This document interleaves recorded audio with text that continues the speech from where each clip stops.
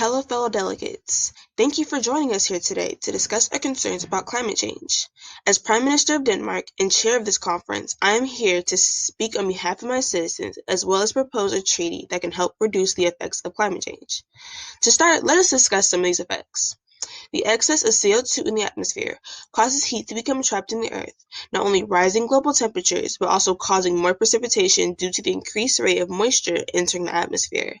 The increased temperature causes more droughts and causes ice caps to melt, which leads to higher sea levels.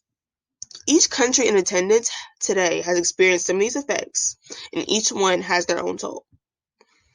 In order to protect ourselves from climate change, we all must take accountability for the role we play. Each nation has to make sacrifices. Since the amount of CO2 that is released in the atmosphere is such a large contributor to climate change, each country must make plans to reduce emissions. But some countries must make specific goals. Since China and the US are the world's industrial leaders, these two must make plans to reduce emissions by at least 20% by 2014. This gives both countries 5 years to achieve this goal. The EU has already agreed to make plans to reduce emissions, but they must reduce by at least 15% by 2014 because these countries collectively do not produce as much emissions as the US and China do.